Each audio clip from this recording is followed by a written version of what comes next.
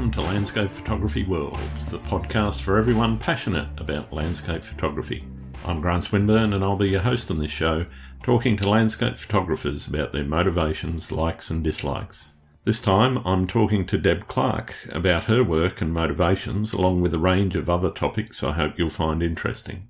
Deb is a landscape, seascape and tourism photographer based in Hamilton, New Zealand. She's happiest outside, capturing moments in time, from the first light of morning to the last light of the dying day. Her work has been published in Lens magazine, in InSpades, Nomadict, Nisi Fine Art Photography and various other publications. Deb is a featured photographer with Nikon New Zealand and was one of the 10 photographers chosen to exhibit in New Zealand's Iconic Futures exhibition. She's also a Nikon NZ Z creator, Nisi ambassador and Fstop gear staff pro. She's worked with New Zealand destinations by region, Showcase New Zealand, Christchurch in particular, and the South with American Airlines, and has worked on multiple campaigns for Adobe, provided a gallery of images to the New Zealand Defence Force in Belgium, and sent her purchased images all over New Zealand and the world. Deb is always searching for the right light, the right angle, the moving cloud, and always learning and looking at ways to extend her skills. She strives to push the boundaries of accepted techniques, looking for the X factor, that something extra that takes an image from average to exceptional. We talk about her career in photography. We also touch on social media and how to market yourself appropriately. I hope you enjoy the show. Hi Deb, welcome to Landscape Photography World. How are you going? I'm doing very well, thank you. Thank you for having me. Pleased to have you on the show. Been following your work for a little while and, very happy that you've said yes to coming on board. Thanks. Why don't we start with how you got started in photography and landscape photography in particular? Yeah, sure. So I've been shooting for probably coming up 7 years or about 7 years.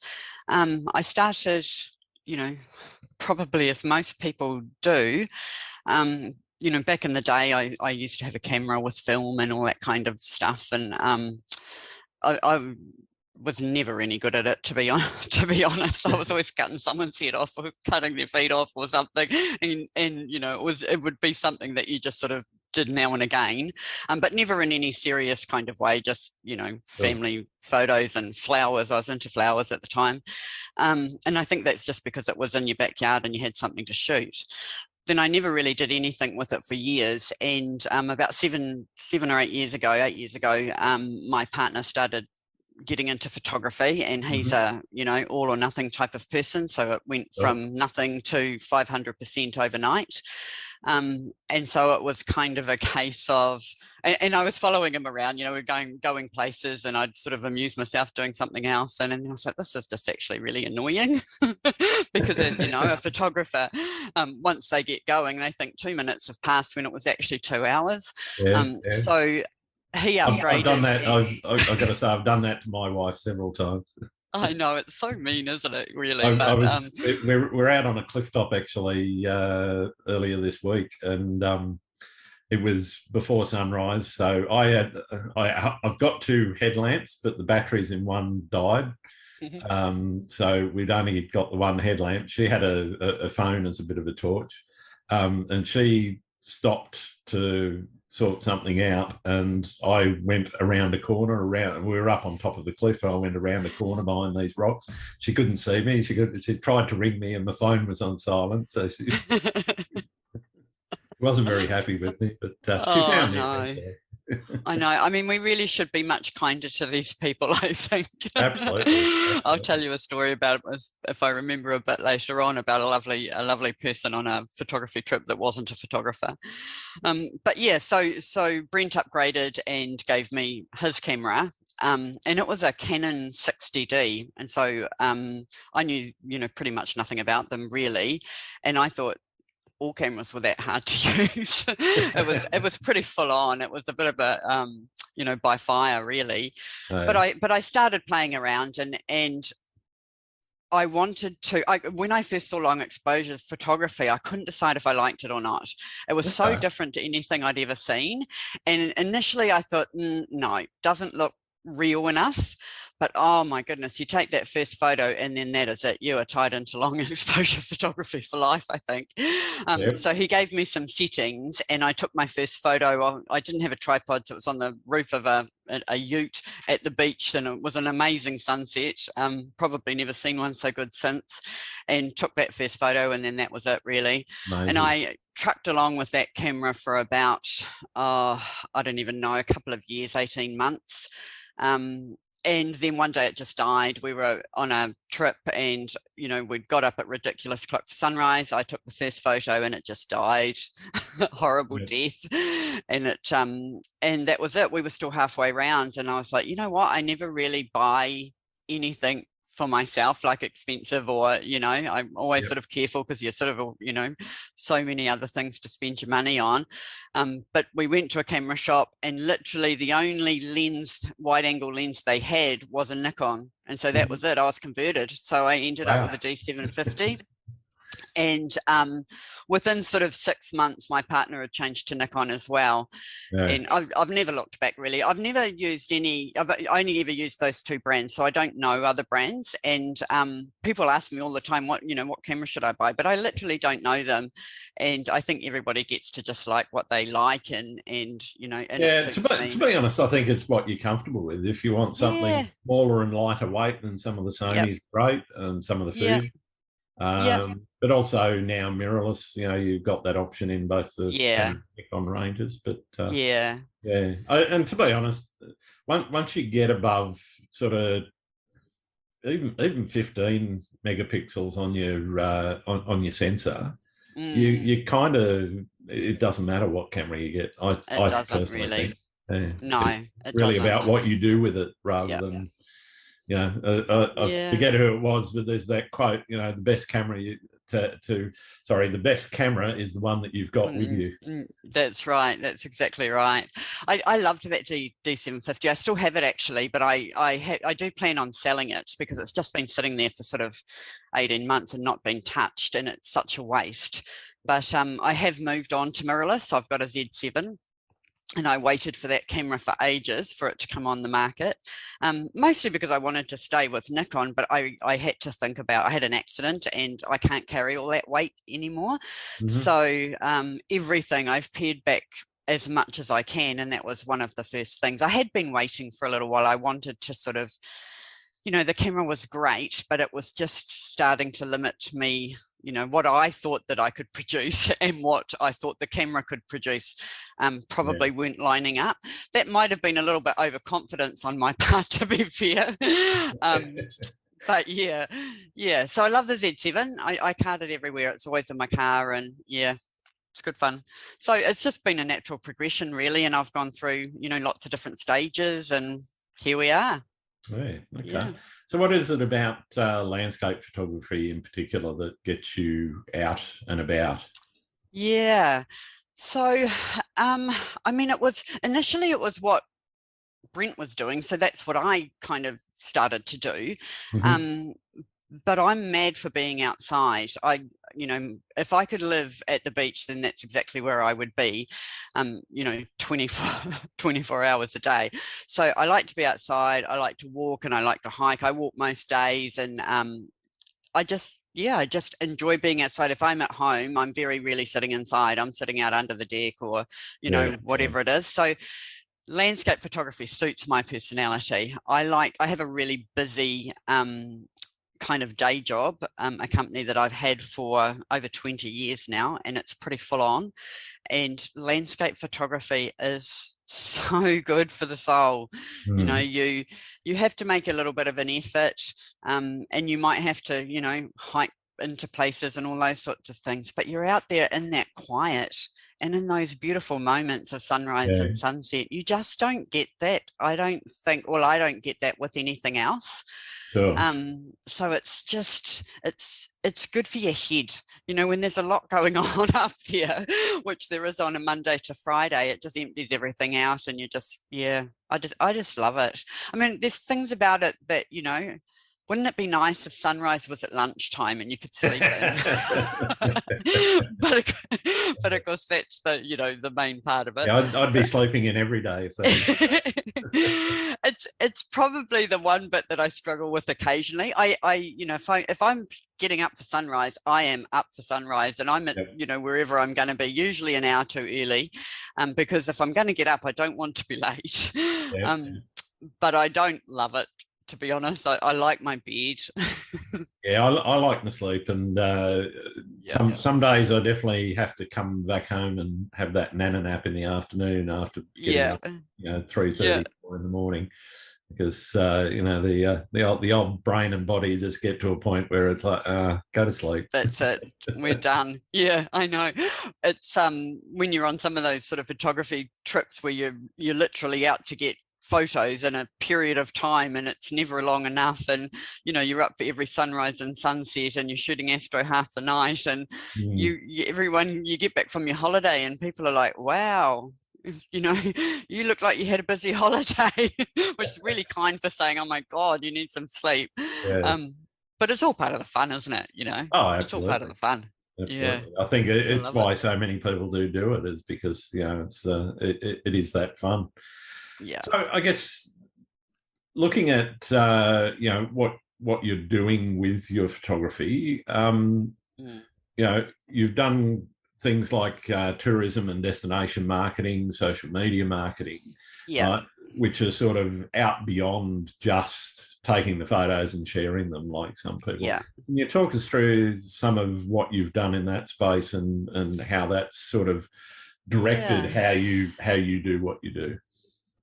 I guess it was so initially when you get asked to do some of those things, I was quite, oh wow, they want me to have a go, and so you sort of agree to everything, and then you're halfway through it and you're like, why did I agree to this? It's just it's too hard, and it's too, or weather's not cooperating. Deadline's looming and I haven't got it done, and there's no way. I know.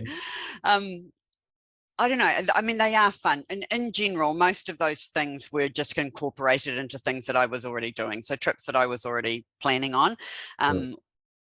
Or they would ask, they would see photos that I was posting and buy those images. So I did a lot of that kind of stuff. I did some sort of week-long trips, collecting photos for some companies and some places like the Coromandel and that kind of stuff. And most of it is really good fun. It is good fun, but of course it's a paid job, so you have to produce, and that does put an extra layer of stress on things.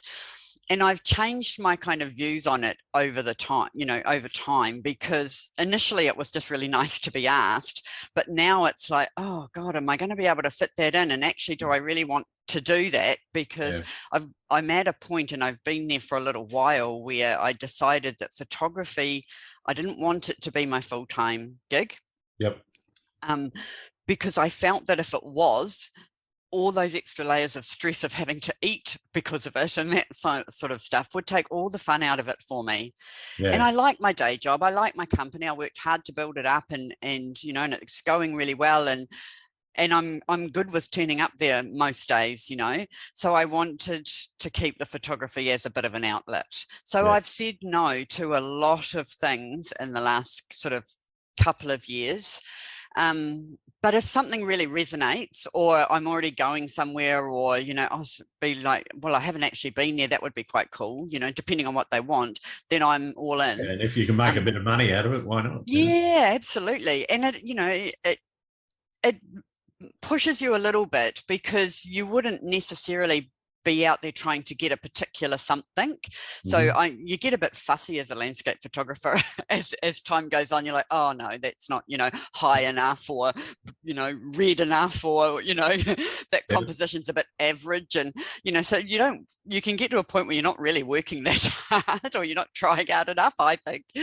So it does push you to make sure that you're looking properly and you're seeing what you need to see. And so it's, it's good. It's a bit of fun. I don't, like I said, I don't do as much as I used to. I have sort of done a little bit just of late, and this last 12 months I've been working with Nikon New Zealand as a Z creator. So that's collecting images up. It's happening right around the world, actually, images up that Nikon can use to promote the mirrorless cameras. And that's been great for me. Like, I've really, really enjoyed it.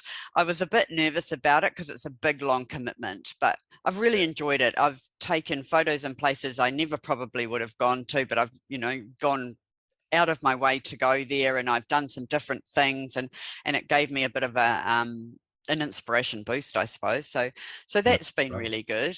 Most of the other stuff that I've sort of done, I do quite a lot for Adobe over time. So I've done a lot of little mini videos. I'm not a videographer. I'm like the most average videographer you've ever seen, but I can whiz up these little tiny little things of 14 seconds for Instagram or whatever, on techniques and things that I use in Lightroom, or I have done one Photoshop one, but I don't profess to be a Photoshop master. So and they're really good. They're really well paying jobs. They're not too often, they don't put too much stress on me. Those kinds of things are quite cool. American Airlines and places like that, where they're just wanting a little short campaign. I do quite a lot of that sort of stuff. And I do enjoy it. It's fun. Yeah. No, fantastic. Yeah. So on the social media marketing, you talk on your website a little bit about how important organic following is. Can you talk a little bit about why you think that's so important? Yeah, well, I do think it's really important. I mean, I started my Instagram account and it grew to, I don't know, I think I from memory, it was like 10,000 followers in less than 3 months or something. Wow. It was ridiculous, but it was the time, and it's not like that now. And no, well, you struggle if you're just doing still photography. I know that myself. I know. If you're not like, a full-on composite artist, you seem to be getting some fairly average kind of likes on your photos. Yeah. I've moved on from caring about it that much. I mean, it's always nice to get, a reasonable amount of likes. And obviously, if it's a job or something that I'm doing, then I really want to do well for those people. Sure. But I don't really worry about it all that much anymore. It used to be quite a thing, and we'd work quite hard at it. But I don't know. I think you just got to, what are you doing it for? Like, are you posting on there because you are out taking photos and it's really nice to have somewhere to put them? Mm-hmm. And that's what Instagram was for me to start with. But prior to Instagram, I was on IM and I had a reasonable following on there, and I loved IM. It was a really nice platform to be on. People were really supportive and that kind of stuff.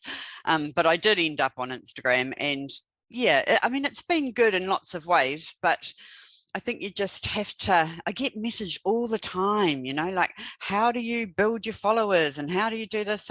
And really the only way to do it is to be regular, post it, all the time, and be interacting with your followers. And an organic following, I think, is critically important, because there was that time when a lot of accounts got big fast, but it wasn't legitimate. There were bots out there doing followers and so forth. They were buying followers. They'd get a big feature. Well, this is what we were saying. Big features were happening, and then all of a sudden they had another 1,000 followers, and and it was, and a lot of that was legitimate. I'm not saying it wasn't, but it kind of got to the point where you're like, are these, is this actually a true story or not a true story? So you just got to, I think that if you know that you're posting what you like and you're interacting with people that like your stuff and want to talk to you about it and different things, then that's a good thing. That's just going to keep building over time if you commit to it. But it's a hugely long-term commitment. Like you can't stop. And when I had my accident about, I think it's 3 years ago or 4 years ago now, I literally could not post because I didn't have use of both my arms. And it was just like, that was it. It was over. And I just never really quite got back into it. I still post. I try and post minimum once a week, but usually 2 to 3 times a week if I can, definitely stories. And that's enough, really, because with other platforms and other things that you're doing, and you run, full-time businesses and all that other stuff, you've got to sort of, it's a juggling act. It really is. Yeah. I don't know. Everybody has a different kind of perception on it. I do think, which I'm quite bad at the moment, but I do think, it's almost more important to put a story or a reel up every day than it is to post, because at the moment it seems to be all about the reels. Well, that's not really where I'm going. So Yeah, I no, don't even look at I think them. that's one of the major complaints by stills Yeah. photography. Yeah. That community has sort of been, had their had Instagram's back turned on them, and Yeah. it's all about we're trying to be a bit like TikTok, and Yeah. I mean, it is. that to me is not really doing it's No. following much favors, No, I don't think so. I mean, lots of people are into it, but people that have been around for a little while, they're just not really. To them, if you're a photographer, then you're a photographer. You're not a videographer and everything else. Yeah, there are people that do that, but yeah. That's right. Yeah, but not like, if you just take photos, you don't want to have to go and learn to be a videographer just so that you can post a reel on Instagram. It's too hard, and it's too much for most people. I don't know. It was a funny time when all of that was kind of changing, because I do, and I still hear people all the time, oh, it used to be so fun. And it did used to be lots of fun. You'd go out and you'd take a photo you were really happy with, and then you'd throw it up on Instagram, and you'd get 150 comments and 11,000 likes, and it was no problem, and you had a great old time. And now you go out, you work much harder, you're much better at what you used, because you've had all this experience. Yeah, and you put it up there, and you may get 1,000 likes, and you may get 20, 30, 50 comments, and that's about it. And it sort of can be a bit disheartening for people that were there before, but you just can't you can't take it too seriously, really.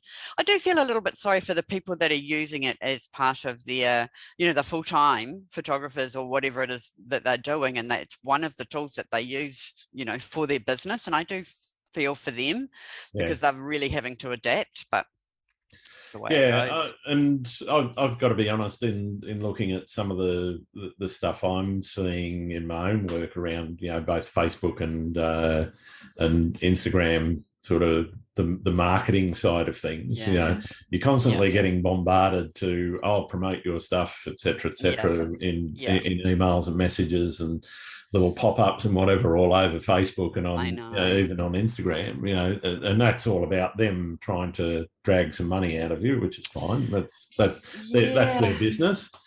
But I honestly can't say that I've seen some results, but I can't say that I've seen spectacular results out of paid sponsorship either. And for me, I just think that is also a little bit inauthentic in terms of what social media is really meant to be about. And I mean, I was in sort of the boom times of the original .com era, and in the industry at the time, back in 99, 2000, when you got a job in it if you could spell Java, But looking back at those days and looking at the rise of social media in the early 2000s, and 2010s, one of the things I always struggled with, because I was working with some fairly large brands here in Australia around their online marketing and so forth. And one of the things that I always sort of struggle with is how do you actually take that branding and make that work really well within those, what is effectively an organic social transaction between friends, largely, particularly that's right, Facebook space, and it does tend to get more, and you've seen where the advertising is going and has gone, in the past 10 years or so. And it's just overtaken most of the actual that social transaction. I mean, people can still organise their events and whatever on Facebook, but it's nowhere near what it was back in the early days of when it first started, and it's really shifted its focus in terms of what it's about. Yeah, it's a funny thing, isn't it? That you know, like from a business point of view, you know, as someone that's had a business for a long time, I in the back of my head, I'm thinking there's this free thing that you can put your stuff on and make money out of. So then you can kind of understand why they want to make money out of their, Absolutely, their platform. So you can kind of understand that. But I sort of pull it back to, this is actually just social media. So it's not to be taken 500% seriously, in my opinion, So sometimes you're going to get things that work well for a period of time, and then it's like any other business, you have to adapt and move on or change, and I do think that Instagram has done that, particularly for me. And that's probably partly that when I really made that decision, why am I pushing so hard? Because I don't actually want to do this full time. What I'd like to do is make enough money that I could do it full time without having to do all my other things that I do. But I can tell you why you're pushing so hard. It's the endorphins you get. It's it is. Yeah. 1,000 comments.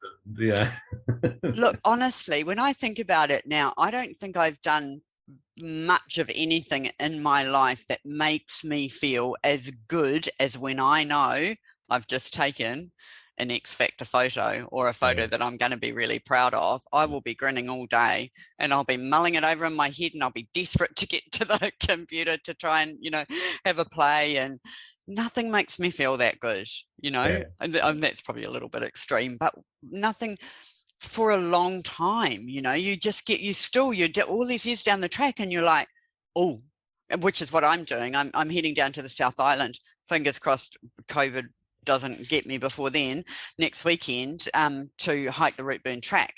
Nice. And I'm so excited about it. I've had my camera packed and unpacked like 4 times in the last week, just like, oh, maybe I should take that. And okay, no, you can't carry that anymore. So, and I'm so excited about it.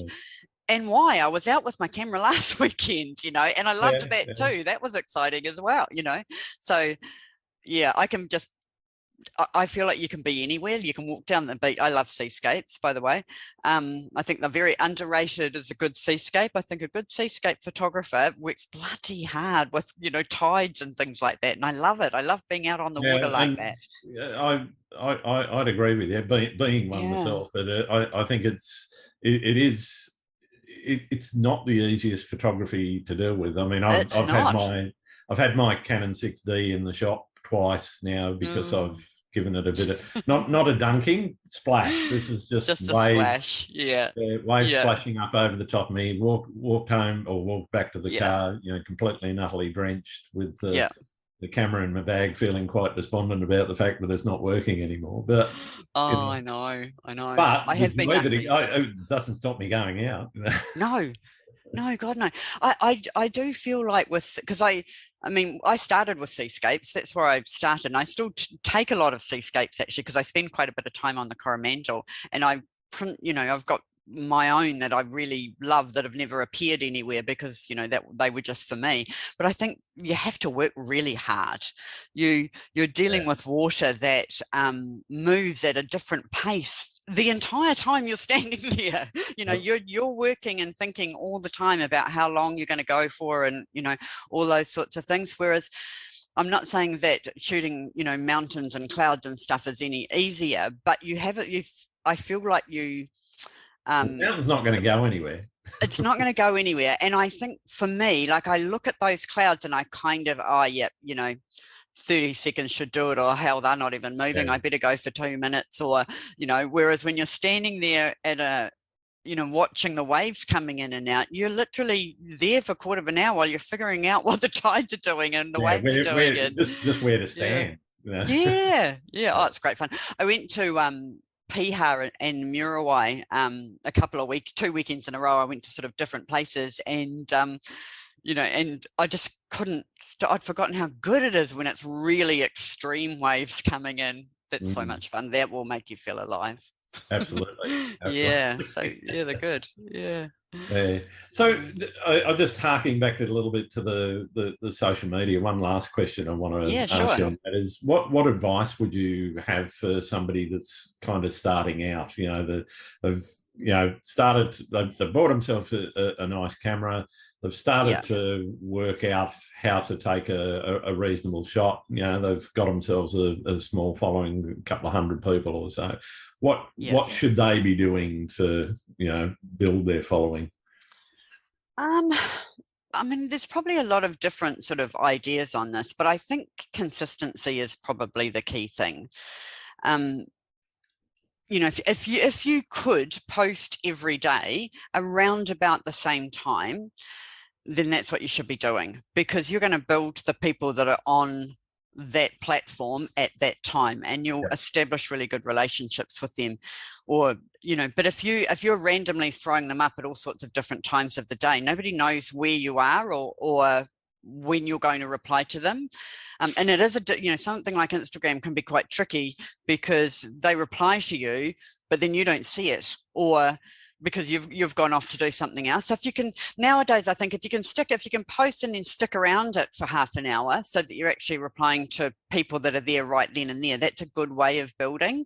And definitely getting the stories up and that kind of stuff, but consistency. The main thing that's tricky with that is, of course, who has actually 7 amazing photos every week that they can post. When I look back on when I was posting every day, I was like, what was I thinking, putting that up and that up and that up? And I must have been getting a bit desperate and getting to the bottom of the barrel. And of course, and then Instagram went stupid and you start putting up 10 photos in one post, and so then it's even more hard work. But if you don't have 7 and you've got 3, then put up 3, but maybe around about that time, if you can, commit half an hour to commenting on somebody else's photos, or because that is how you sort of do build it. And get a story up. If you can get a story up every day. I'm not that great at it. When I'm away or when I'm shooting, I'm really good. I'll put stories up regularly, but when I'm at home, I don't know, I only put stories up about photography or something relating to photography. It would be a rare moment that I would put anything private up there, but that's probably, I'm not a teenager, and Well, I don't anyone that know. follows me knows that there's zero private content. There's literally no private content on there. I do, yeah. I mean, my private life is my private life, and I have lots of people that know what I'm doing all of the time, but I don't need I'm someone not of the random. generation that shares it. Yeah, but talk through what you're doing as well. Like if you're putting a post up and you're saying, well, I went to this place and sunset, I went with so and so, and people like to have a little bit of a blurb around what was going on. You don't have to write a novel. I'm wondering if, sometimes they just get too long and you end up skimming to the end. And that's actually, that person put a lot of trouble into putting the caption up in the first place. But maybe had it been a bit briefer, you would have sort of taken a little bit more notice. So that would be my main thing. You can auto post from Instagram to your Facebook page or your Twitter account or whatever it is that you're going to do. Some people are really good and they have everything. They've got TikTok and, the whole, I just don't even know how people keep on top of all of that. I do Instagram and Twitter, and that is quite enough for me. Yeah. Yeah, so that's probably my advice: consistency. I think that's really good advice too. Thank you, and hopefully, some of the listeners will get something out of that if they're just starting out. In terms of where you live, how does that influence what you're shooting, or are you traveling more than shooting around local area? Yeah, so I live in Hamilton City, which is kind of flat. You have to get in the car and drive for 25 minutes to get to even be able to walk up a hill, and that's not a mountain, that's just like a rise. So it's pretty flat. We've got some beautiful spots here. We do, and I've been out shooting most of them over the years. I'm like other people, I don't shoot enough in my own home area, because when I'm at home, I'm actually working and looking after my family and doing all of those kinds of other things. And when Yeah. I'm away, it's all about shooting. So I'm probably, I need to do a little bit more in my own region. We've got some beautiful waterfalls here. We've got amazing beaches, sort of only 45 minutes away and that kind of stuff. So yeah, it is nice, but as opposed to, we've got a family place up on the Coromandel, and when I'm up there, I shoot all the time. Because I can walk to the beach and I can walk up the mountain and I can, get to the trig and do all those kinds of things. So I'm a mad hiker. So, I've always got my camera with me. So I feel like that actually that's my home place. So even though I've lived in Hamilton for, I don't know, over 20 years, I feel like home is the Coromandel. So maybe that's it. I don't know. Yeah. When I'm away, because of New Zealand being so small, we can, jump in a car or jump on a plane, and in an hour we're in a completely different landscape. So, there's a lot to choose from. Yeah. No, it's nice. What's the furthest you've had to travel to get a shot? Well, I wouldn't say I had to go there, but I did go to Patagonia, and I did go to Iceland, and I have been to Spain. I went on a photo pills camp actually back in the day. Okay. The first one they ever did. I was like, that photo pills, that's where I need to be. I need to be on that camp. And I went and booked it, and then I was like, holy heck, I haven't been away from home, from my job that long before, and it was a bit of juggling, but we got there. So that's kind of international would be the furthest. But in New Zealand, I've been shooting from the bottom of the South Island to the top of the North, and most places in between. But in saying that, there's still a lot of places that you haven't been to. You might have been to that area, but you didn't go down that road, or so there's still lots to do. What's number one on your bucket list? Home or away? Oh, either. Okay, so I had a trip to Norway planned prior to COVID, and I still would like to go there. I guess it's kind of possible later this year, but I don't know that I'm going to be a traveller this year. I've got decisions to make about that, but we'll see. But I would like to go there. I've got my itineraries all planned out, and my Canada itinerary is planned out, and I'd really love to go to Peru. Okay, Absolutely incredible landscape. I can recommend Peru. Yes. Have you been? Yeah. Oh wow. We were there. It was either 2015 or 2016. I can't remember off the top of my head. Absolutely fantastic. We did, Machu Picchu, did a flight over the Nazca lines, which was just nice, amazing. Just literally ticking off those bucket list things. Where else did we go? Cuzco, obviously, which is on the way to Machu Picchu. Lima, of course. We did a few days in Chile on the way, and on the way back we did a side trip to Easter Island as well for 3 nights, which was absolutely awesome. Yeah. Oh, look, honestly, I think if you go somewhere and you don't, no, I better rephrase that actually. Everywhere is beautiful if you look hard enough. Absolutely. Some places are just, they just have landscapes to die for. And I've traveled a little bit over the years, but prior to photography. But when you're a photographer or a landscape photographer, your whole perception of where you need to be has just changed. Like you literally work these trips around locations or places that you want to get your camera to. So it's a different way of traveling. Last year, or no, not last year now, it'll be the year before, I went to Vietnam with a friend, and I didn't take my camera. Wow. I know, it's the first time I've left it at home. I dilemmaed, it was packed ready to go, and then I was like, you know what, I'm not going to take it. My friend is not a photographer, and I just thought, I'm just going to go. We wanted to do this trip together, and I had a great time. I had an amazing time, but now I need to go I back. guess you tend to immerse yourself more in, other activities. You do. When you do that, when Yeah. you don't have the camera with you. I mean, I've I like done a few local Australian trips away without the camera, and deliberately it's family time. I'm not doing it, stupid o'clock to go and take photos. Yeah. You do have to do it now and again, I think, because your whole you don't immerse yourself in the local culture the same. I don't think, like, when you've literally got 3 weeks or 2 weeks away, you don't actually have time to stay anywhere for too long. So because you're getting this photo and that photo and going to this location and all of the rest of it. But when you don't have it, you just stop and talk to people, and you have more time to get to know the locals and, that kind of stuff. So I think it is really important to still do all of that. Because otherwise all you actually did was went to, locations, took photos and came home. You didn't really get to know anything about that country. Speaking of Peru and absorbing local culture, one of the things that you've got to do if you're not vegetarian, but if you're not vegetarian, make sure that you try kwee. Oh, what is it? Guinea pig. You're not going to tell me. I'm going to have to research it. Oh, true. Yeah. Oh, I don't know. Guinea pig.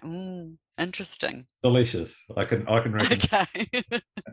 Well, I am one of those people that when I go to somebody's country, I want to eat what they eat and I want to drink what they drink and, that kind of stuff. And I'm really big about it. I don't want to go there and then Google to find the nearest 6-star restaurant or something ridiculous. Yeah. I want to eat the street food and all of that kind of stuff. So well, you can't just never know on McDonald's and burgers and whatever. Nah. But a local there, as they said, they were foods. They were a food source for about 6,000 or 7,000 before they became a pet in Western culture. So, interesting, eh? They look cute. They taste nice. Okay. Moving on. All right. Has the pandemic changed your attitude towards travelling and photography? Is that one that you mentioned, not being a traveller this year? No, it hasn't changed my views on photography, and I'm getting better about it, but I'm high risk, so I have an underlying health condition. I'm a type 1 diabetic. So it's not life threatening every day, but it can be. And so you just, you're probably just a little bit more careful. Understood. So when I do travel, I want to know that, it's relatively safe to do so. I'm not extreme about it at all. Not, like I don't sort of veer off the other side of the road when people are coming towards me, anything like that. I'm just a little bit more careful. I have known, a couple of people that have got, type 1 diabetics that have got it that haven't done so well. And so you just, I'm just not stupid about it. So when I'm ready to go, I'll be gone. I'm not going to ever, it's not going to stop me from doing things. I just want to feel good about going. Yeah. And going down the South Island this weekend or next weekend is probably a good step in that right direction. Because my last 3 flights when I've been going down there to do things have been cancelled for some reason or another. And I was actually quite pleased about it. I was like, oh no, I don't want to go anyway. But this one I really want to go, and I'm sure once I've got that one out of the way, I'll be feeling much better about it. No, I'm certainly looking forward to my next international trip, hopefully in May. Wow. Yeah, well, my wife hasn't seen her family over in the UK for a few years now because of COVID, etc. So we're heading over there. I'm not sure exactly. We're trying to work out what the itinerary is going to look like. I'm going to try and sneak up to the Lake Districts for a few weeks. Not a few weeks, a week. do a bit of photography. So that'll be the photography piece. That'll be fun. The rest of it will be family and reconnecting, I think. So. Oh, good. I think part of mine, and I know people at all extremes of thinking around this, but New Zealand's really behind. We're really behind in the COVID. We've literally only just got it properly in the last couple of weeks. So it's rampant right now. It's everywhere.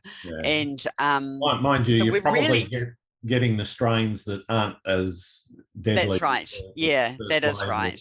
But everyone else has moved on. The rest of the world opened up months ago, if not, but here we are. In the pubs and clubs and whatever. We're still not letting anybody in for another couple of weeks. So we haven't even been able to leave, because if we came back, if we could get an MIQ spot, 2 weeks, we had to sit there for 2 weeks, and most people couldn't get the spot, so they were stuck overseas. So we haven't had a choice up till now, but anyway.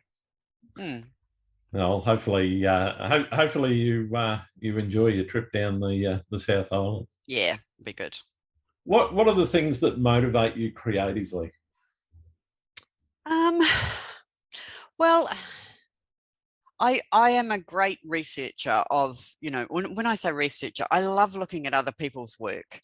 I'm not looking at to say, okay, I need to line that absolute composition up and go and do that photo. Sure. I don't look at it like that. I just like, I like people that take photos with light and that, things that will stand out a little bit more. I have a handful of photographers that I have followed off and on, over the years, and I think other people are your main inspiration, really, because they're going out and about and they're getting different things. And even if it's something, even if it's a photo from a popular location that everybody's been to and shot dozens of times, it doesn't really, like, I know some people say, well, why would you go? But, everybody goes there. Why would you go there? It's been shot to death.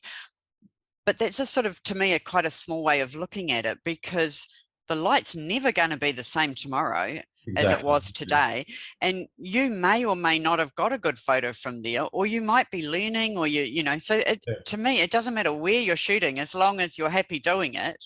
And so people that are sort of starting out in the industry, I find them quite inspiring, because when I was back at the beginning as well, having no idea what I was doing, you did come up with a few gems that should never have been achievable, to be fair. So looking around, I definitely spend a bit of time on the internet. I like magazines, and I follow quite a lot of photography magazines, and a bit of all sorts, really.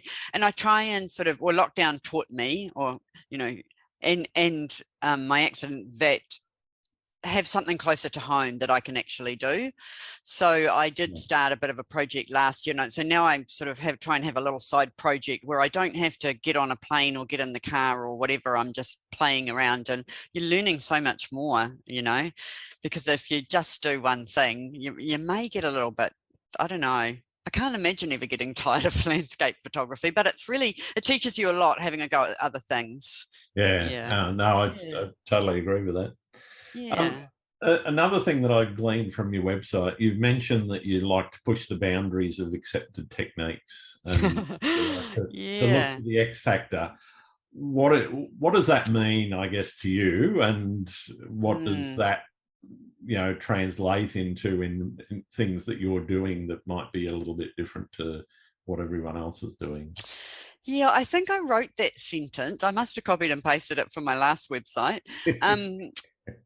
I think I wrote that sentence sort of earlier on, but I still think it is relevant. So, when you start, you're listening to everybody and you're researching everything, and everyone's going on about the rule of thirds and this and that and that. Mm-hmm. I don't go with those set rules. I guess that's probably the main thing. I think, it's an okay guideline. But if you don't want to have that object in the center of your photo, don't put it there. So just because something might be an accepted way of doing something, or a generally accepted way of doing something, that doesn't mean you have to do it. You've got to find your own way. Plus, too, so long exposure photography is probably a little bit of a good example, in that I was shooting with people, and I was seeing people taking photos, and then I was seeing people taking long exposure photos of the same kind of thing. Mm-hmm. And I think that's been a massive learning curve, really, because it does push you all the way. So it's kind of hard to explain, but if you thought that you want your water a little bit smoother, but you don't know how to do that, then you just have a go. So then you come up with ways of doing stuff that may or may not be the right way of doing it, or the way that's generally accepted, but it works for you. Yeah. So there are there's some random things that I still do. I find myself doing that I just did right back at the beginning, and they still work, and I carry on with them. But if I tried to explain them to somebody else, it would be hard. Or if somebody saw me doing them, they'd be like, why is she doing it that way? When I was on the photo pills camp, there was a couple of people there, a couple of the leaders that were there, and I'm setting up, and and they were like, okay, so we need to do it step by step, and we start with this, and then we do that, and we do that, and we do that, and we do that. And I was like, why would you?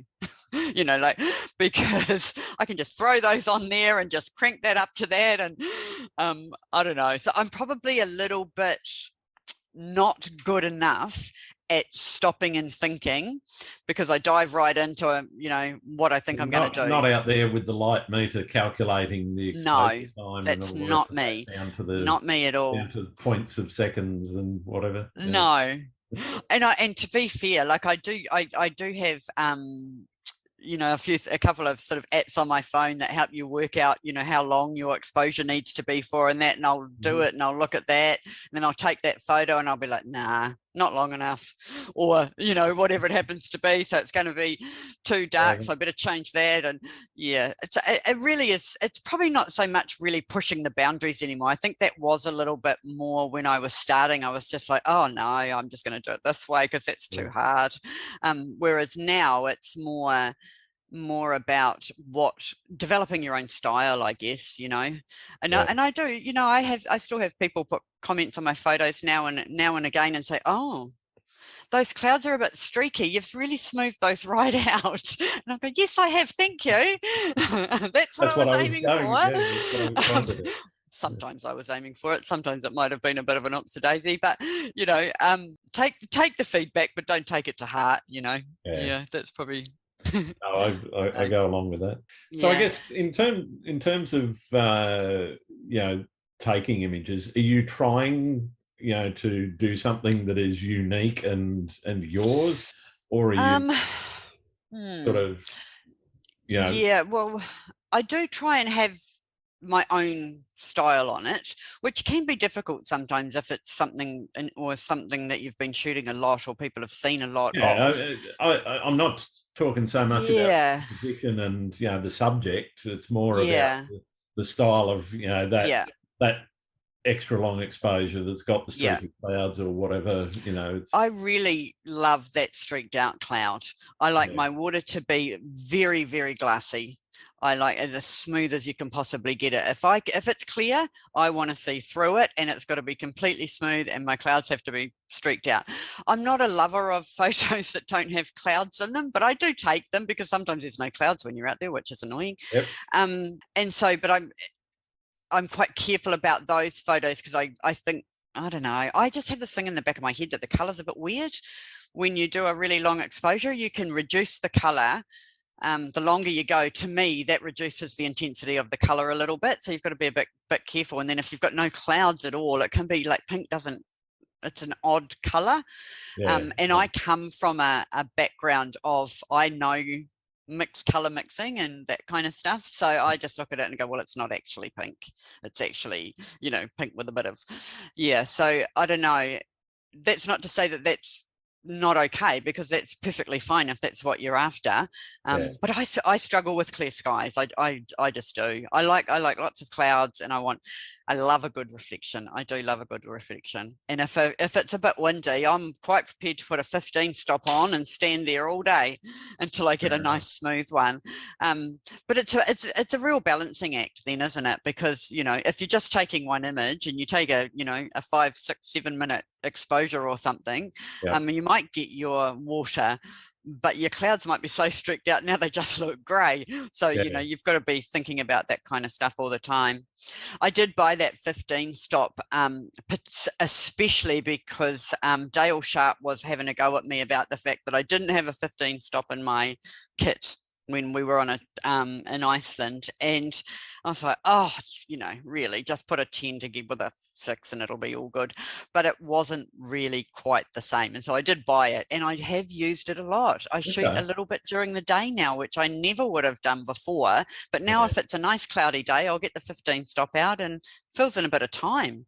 Because it can be really boring between sunrise and sunset. You just sleep all day. Waiting for the sun to go down. Yeah. So probably I am really pushing for the long exposures. Sometimes conditions don't suit a long exposure, you know, landscape conditions. It's not always, you don't always need one. Sometimes the mountains and the clouds, they just look amazing just the way they are. So you don't always have to have filters on, but I do love a good filter. I don't mind a bit of filtering. Are you trying to get everything in the one exposure, or are you happy to blend, or do you just do to get the majority of the time? I think I'm a little bit of a lazy photographer. The majority of the time I'm trying to get it in one exposure, but it obviously doesn't work all the time, and sometimes you do need to do a bit of focus stacking. So I wouldn't do more than 3. Okay. Because I'd be bored after that. I'm so 3's enough. That's enough. You know, for an average sort of landscape. But I used to be mad about bracketing, and I have been sort of doing a bit of bracketing again lately. So the old Nikon D750 is an amazing camera for bracketing. It brackets and then it blends the photo in camera, so you still only have one image. Okay. Does it blend it as a raw, or is it blended? They're still raw files. Yeah, they're still raw files. They're amazing. You get all 3, but then you end up with, if you took 3, then you end up with 4. So you've got all your different ones, and then they'll do one together for you. And 9 times out of 10, that's what you use. Good enough. Yeah. But the Z7 doesn't do that, so you have to work a little bit harder. That's fine. Well, the Canon 6D I've got does that. I've played around with it. Oh, nice. I'm overly keen. I prefer. I'm probably a dial twiddler too much, and I prefer the control. Either that or I'm just a control freak, which I already know I am. You know. I know for me, when I go out shooting, like I don't often have, unless I'm really going after a particular thing or it's a job or something like that, I don't really have like preconception of exactly what I want to do. So I will often take 2 or 3 different types of photos. So I might do some bracketing, and I might do some focus stacking, and then I might just do and often I end up just using the single. I'm quite, it just depends what conditions are like, I suppose. No, I'm a bit the same. Depends. I'm largely, if I'm bracketing, it's largely for dealing with vast in dynamic range, real bright highlights and real dark shadows, and no. I'm a bit of a lazy editor, so that's probably where that comes in a little bit. So I went through this stage where I was just like, the editing was actually the really bit that I didn't like. I was I like being outside and I like taking the photos, and then I'd get really excited and run it into Lightroom, and then I'd be like, oh, that's enough. I'd look at 2 or 3 and I'd be, that's enough. But I've really sort of trained myself, and I'm enjoying it more and more as time goes on. But I used to have this thing, if I haven't sorted out the basics in 15 minutes, that photo's not good enough, and I would just toss it out. I'd not delete it, but I just wouldn't, I'd move on. But I have tried to get out of that, and I still do. It's still 15 or so minutes to do the basics, and I try and do, which was a tip that Elia Lacardi gave me. Edit 2 photos at the same time, because he said you need to be jumping around so that things jump back into your line of vision that you may not see before. And so I actually do that a lot of times, and it has helped. Yeah, it has helped. Not for, do 20 minutes or quarter of an hour or whatever on one, but if it's something that needs quite a bit of work doing to it, or you're doing something in particular, then have something else that's a bit easier going, so that, I thought it was a bit, this is going to take me forever, but it doesn't. It actually does help, and it does drag your eye back to if you've got, built that into your workflow.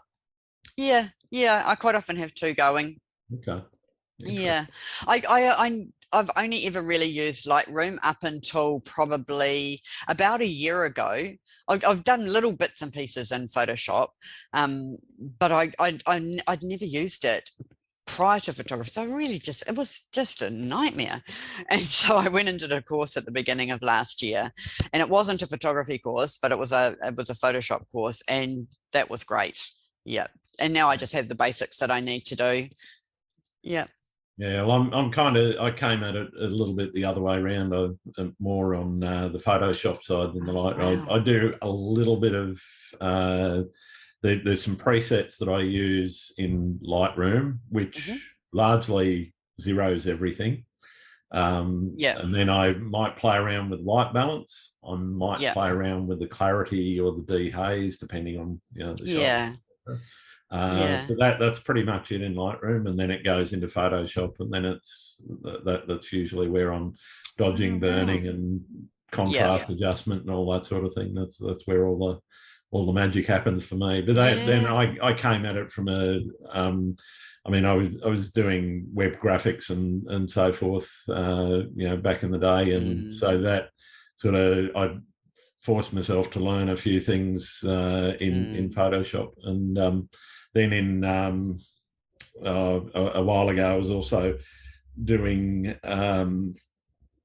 screenshot editing, which might sound a little bit weird, but taking a screenshot from a game and turning that into a piece of art as opposed to just a screenshot. Wow. Of the game. Yeah. So I did that for a while, which obviously was almost all Photoshop. Give you an example. How you have the edges of objects in a game, they're actually made up of little square pixels. So removing jaggies along the edge of that and just smoothing that out, smudging and blurring and whatever, just to smooth that edge out. Spend hours on that. That was me. That's wow. See, that takes commitment and patience. It does. I think if there was something that I want to, and there is, because you're always learning, I know minimal things in Photoshop. I have probably 3 or 4 tools that I am really confident at, and color is not one of them. But I'm still trying. I'm still trying with the color, because I know people are very good at it, and there's so much composite work and so much Photoshop work out there now that you have to try and keep up. If you want to sort of keep up on social media and that kind of stuff, you do have to try and keep up. I don't think I'll ever be a full-on composite photographer or anything, but I think it's important to know how to do some of those things. But I do I like my photos to sort of resemble what happened on the day if I can. Yeah, same here. I'm not saying I don't do a composite or two, but the things like doing those jaggy removal wedges, whatever. One of the things that's really helpful for is, one of the things that happens if you're not careful with your editing is halos and things. So that's right. I know how to get rid of them. Well done. I'll hit you up about that one. Down to the pixel level, and it may take a little while, but it might be frustrating sometimes. But I do find rarely find one in any of my images. I do find removing things. I always got annoyed with Lightroom because it couldn't do it. And it's not that I want to remove a lot, but sometimes there'll be a branch in the way, or a flex thing that wasn't, I don't know, some little thing. And I never was happy with it. I just couldn't get it to work. And so I've worked really hard on that for Photoshop, and it's amazing how easy it is in there. Now that I've finally figured out how to do it. Tricks and traps, it's absolutely for that sort of thing. Yeah. I guess is that one of the ways that you're looking to extend yourself with learning and developing your craft, and and trying to push boundaries, Yeah. I guess, by understanding the tools and so forth a little more. Most definitely, actually. Like I said, I don't think I'll ever be a huge kind of Photoshopper or composite type person, but I want to have enough tools that I can do the things that I want to do. And that's partly, you know, like I was happy with just using Lightroom for a long time, but then all of a sudden I wanted a bit more and it just wasn't capable. So it does, you know, the latest update, in fact, is amazing. It's got so much more in there. I'm really loving it. But yeah, so that's probably where my learning is for the next kind of year or so. You know, and sort of playing around with the different projects. I did my little textures project last year, which I really, really enjoyed. It was so much fun and so easy compared to like hiking up a mountain. And things like I did quite a bit of shooting of birds and things, not with a gun, last year. And that is a skill. That is a real skill, but I loved it. Totally different type of, you know, photography. So, but I'd like to play around with that a little bit more. I've come across a couple of really amazing bird photographers in the last year, and in different locations, and just little tips and things, you know, that you probably wouldn't think about. Totally different shooting style to landscapes. It's I'll tell you a funny story. The first time I shot birds, you really need a lot of patience for. You do. The first time I shot birds, we were at a gannet colony, and it was actually a funded trip for a destination. And one of the girls was a bird photographer, and she was a very good bird photographer. And here I am happily snapping away, you know, thinking bloody birds are all around me. I hated it because I don't like birds flying around my too close. And I could hear this voice yelling, "You need to turn around, you're just getting their asses." So I was only shooting them from the back. And I was like, oh yes, that'll be what I need to do. They need to be facing me. And I was just happy to think I might have got it in focus, but it was only its butt, so it didn't really count. But we have moved on to that, which is good. But that was hilarious. And then she apologized to me after. She said, "I'm so sorry I yelled at you." And I was like, I wish you'd yelled at me a bit earlier in the day. I hadn't wasted half the day. Oh, so funny. What's the most memorable experience you've had while shooting? Good or bad? No, both. Okay, so good experiences would be, actually, can you see that photo on the wall behind me? I can, yeah. Just so it's down where my batch is, and I was shooting a job for Nikon, and I was shooting with an F100 film camera, and it was a nightmare. It was an absolute nightmare. I'd never done anything with film before. I had to get like I only had to get 3 inches, I think. And they gave me 3 rolls of film, and I went through like 9 rolls of film, and it was just an absolute nightmare. Just because I couldn't get the color to work. It just was horrible. And then we had this, and I'd more or less given up on it actually. And we had this amazing big storm rocking right at the, you know, last hour. And I got this photo of the water from the waves washing over the road and over the bridge, and that would probably be, it was like, thank you Lord for that photo. But it was the most amazing time just standing there and seeing it. I've only seen it once before, and I wasn't a photographer, so I didn't really appreciate it. But yeah, that would be, for taking a photo, that's probably the photo that I love the most. And I've never sold it. It's not on my website or anything like that. It's just for me. Yeah. Nice. So what do you do if you're struggling and, you know, hitting that creative wall? How do you deal with that? I just make myself actually go out. Because you can sit there and be looking for some inspiration while you're mindlessly scrolling through something else on Instagram or whatever, and you're not really taking anything in. I think if you really do have a block with it, the first thing is to feel good. You need to feel good to be able to do good. So get outside, go for a walk, take the camera, you know, go to the beach. Beach is ideal. The beach is perfect. Not everybody has a beach, of course, but you know, there's nothing like sea breeze to make you feel alive. And just start again. You know, you don't even have to edit them. Just start taking them, and then all of a sudden you'll get through, and you'll have taken half a dozen photos, and you're like, wow, that's a photo. That's the one. Yeah. So I guess that's probably the main thing. If I get really, really down about it, which doesn't happen very often at all, but I'll be like, oh God, I'm sick of seeing the same old everywhere I go. And that's my photos as well. I'll do a course, an online course. So, and I've done quite a few, mostly free ones, but I pay for them as well, because I know that, you know, photographers are they're trying, even if they're not full time, it's an expensive business. You need to pay them for their work. So, you know, I've done courses with, I've got Will Patina, I've got Marco Grassi, I've got, you know, Elia Liccardi, all sorts of different ones. And even if you're just sitting there watching it, even if it's stuff that you already do, there is going to be something in there that you will learn, and then you want to have a go. So it gets you back out, gets you thinking about it again. That's great advice. Great advice. If you weren't doing photography as a hobby, what would you do with your time? I was actually thinking about this the other day.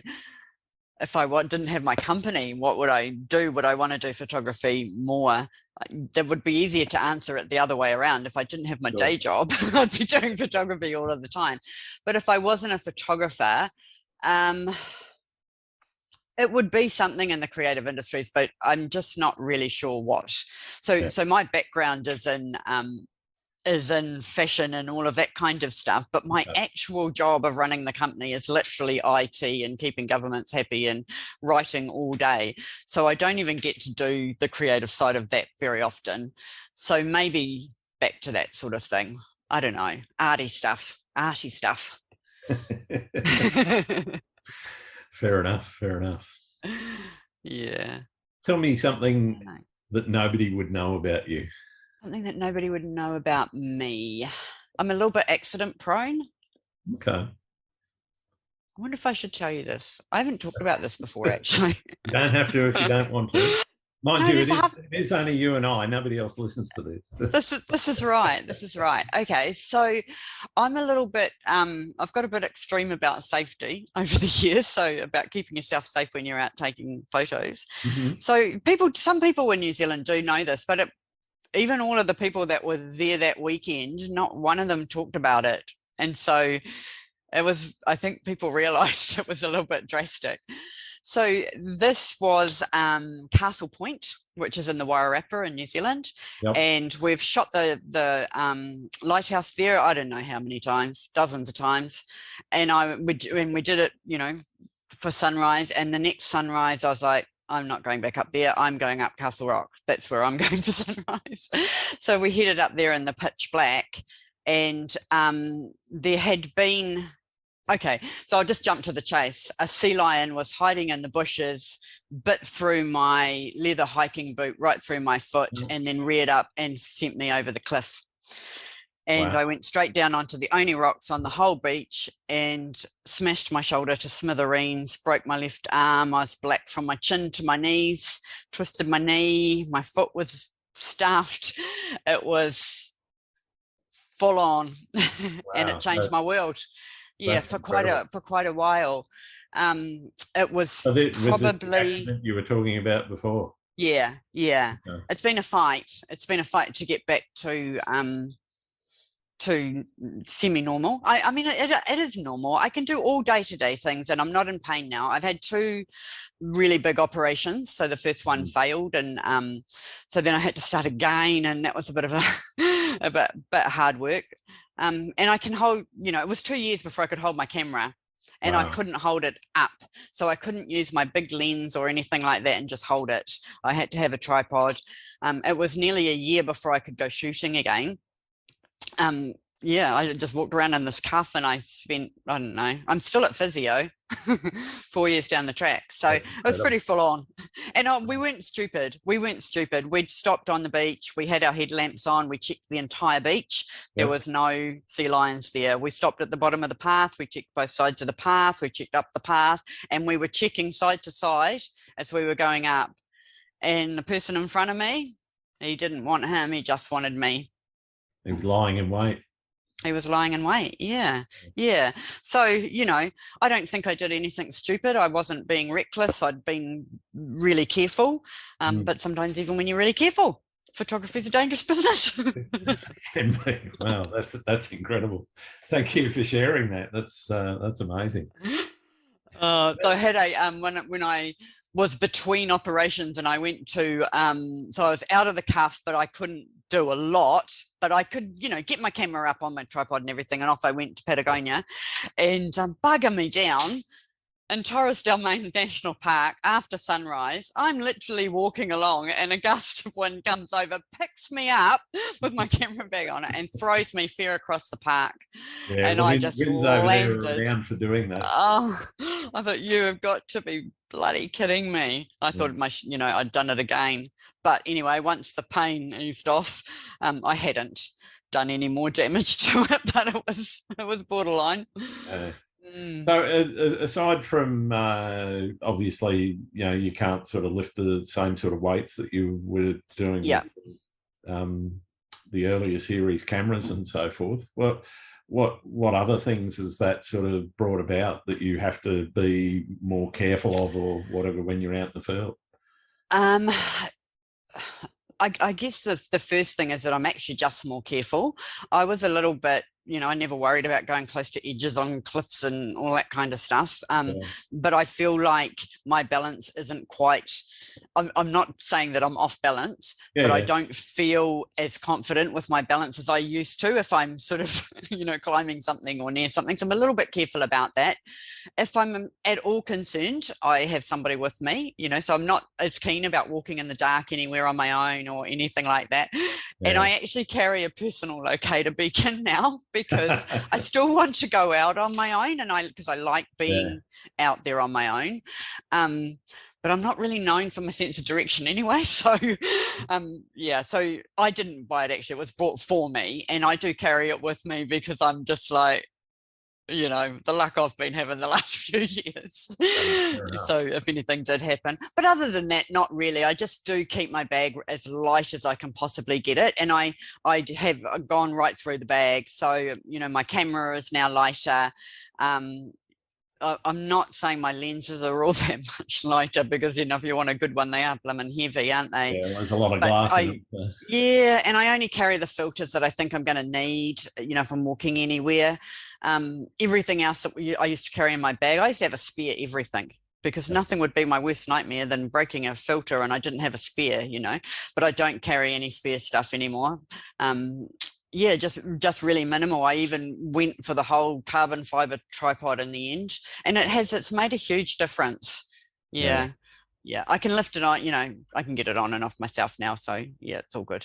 Oh, that's good. I'm pleased that you know, your recovery's gone so well, and that you sort of it humbles you a little bit. It humbles you a little bit when you literally can't shower yourself, you know, because everything's in plaster. But yeah, however, we survived. That's the main thing. That is the main thing, and I'm bloody glad you did too. So. Yeah, I can't believe I even told you this, but it's okay. I had nightmares about it for a long time, because when I was lying on the beach, I could hear the thundering as it was running down the beach towards me, and I thought it was coming back for another go, but of course it didn't. It went past, and you know, and it did literally give me nightmares for a while. But now I just think, oh, that was then, and this is now, and you know. Wow. Are there any photographers out there that I should be talking to? There's lots, really. So I was thinking about this because I know you asked this question.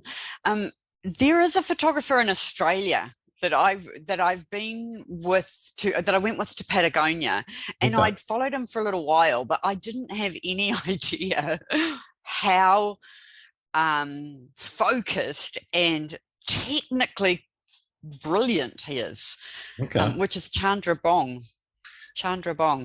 Yeah. He is, if you've ever, if you've got to sit and watch him work, he was like, I had to work harder. I worked harder because of him, and I try a little bit harder because of him as well.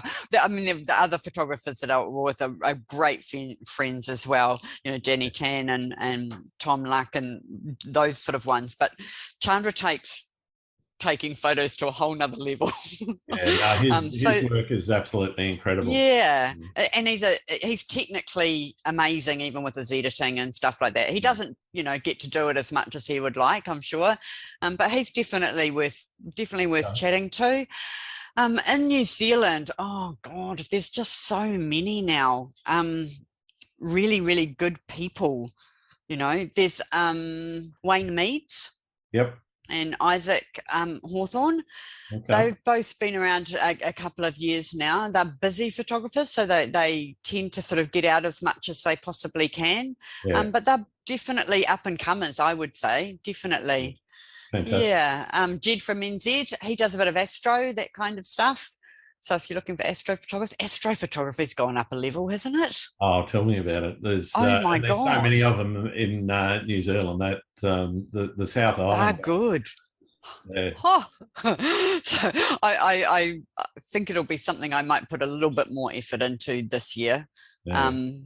There's a few good ones that I've been talking to about coming on over here in Australia, living around sort of Mildura, that sort of, some really good dark skies. They've got some rivers and lakes and whatever that they can sort of, and those sort of solo trees, the dead trees, beautiful, wouldn't they?